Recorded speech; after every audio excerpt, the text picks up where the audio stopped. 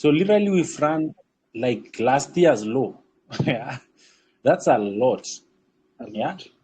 And there are so many people who are trying to sell, to buy this thing, especially on this resistance, and their stop loss was obviously around here. So there's a lot of liquidity that has been collected, yeah. And I would argue that price would want to go up at least to this order block here, or at least this fair value gap you're seeing there, to a premium. To a premium. So I'm willing to stay bullish on JPY plus, just like I've said, I'm bearish on JPY index for now.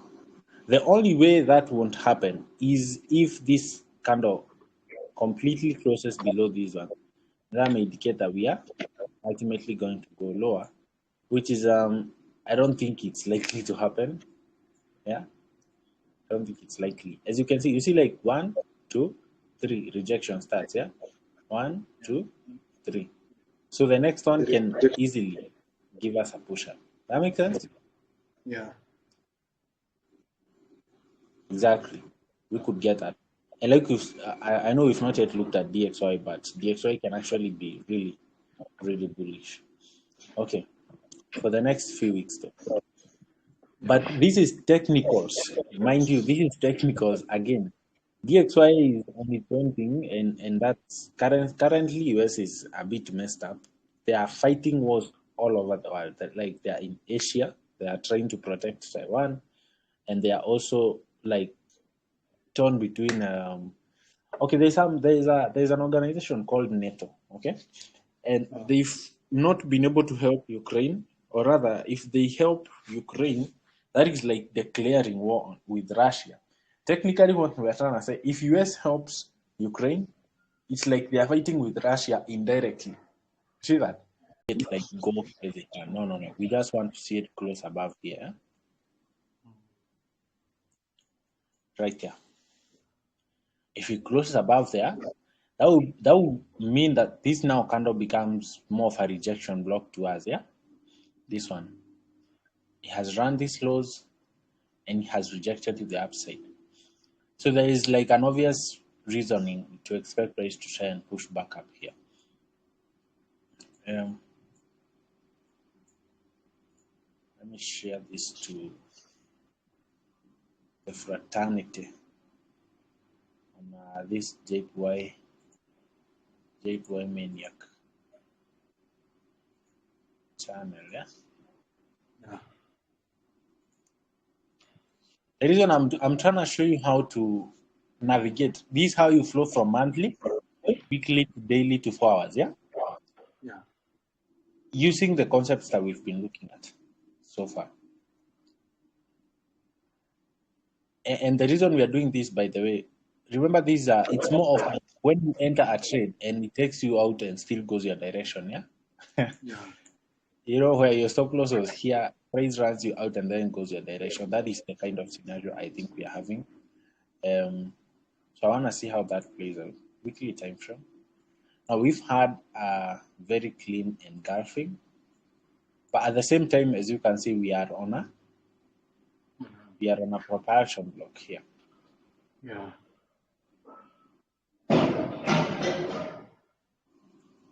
Meaning there is a chance we could get a retracement, right? Yeah. Just at this time, it may not be all the way to this. Yeah, it may not be all the way to this point, but rather it will be to retest this area, and then we can expect a push up. Daily time frame. Very clean. Very clean. So we've had price closing above this bullish candle you're seeing here, which was supposed to be a bearish order block. Now it has been violated, and now exactly. So this candle on its own should give us that push up. Now I can remove that comfortably, and of course we have this bearish candle which price has run through it and closed above. That means we also have that area. And you would reasonably expect if price is going to go down anywhere, it's probably going to try and reach here and then push up, yeah? On that Not propulsion. exactly, on this candle, and then continue pushing. And it's obvious we could even try to, if at all we're going to expect any rejection, maybe here, yeah? Maybe here. Now, here's the catch. I would love to do this if Monday actually drops and Tuesday drops. But if Monday opens and just starts by pushing up, this will disrupt my whole week, yeah? Because I really don't know if, because we also have this thing here. Yeah? Yeah. And price may open and just run up here. And that will create the high of the week. It would also mean that as far as you're concerned, you can get price getting up here and then dropping, continuing up. You know? Very tricky. Now, taking this kind of sell is it's not safe. Haikuangi safe. Na haikuangi fit, yeah? Because it's contrary, it's contrary to your analysis, but it's also possible. So my theory is simple.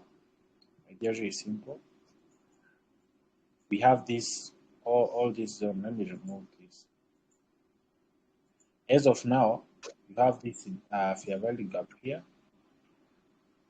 I know the box is crazy. Let's remove this one. And now we have a swing from this point to this point, right? See that swing? This point to this point.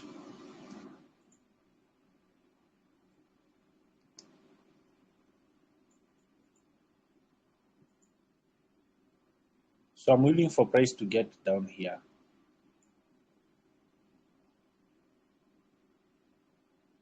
And then I look for buys from there.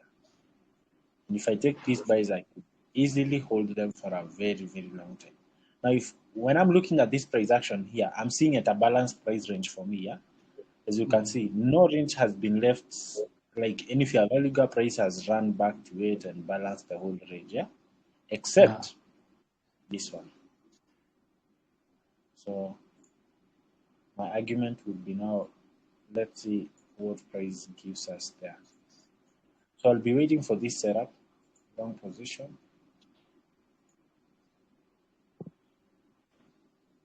Targeting those highs. Exactly. And I'm personally interested in even, probably this zone, yeah? It's so clean. Price didn't necessarily go to the premium of it, yeah? Yeah. This thing.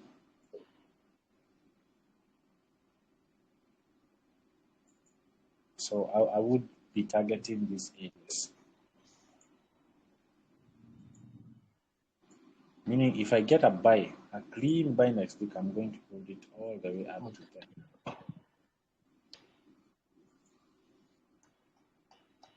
That is at least 500 pips, yeah? Yeah.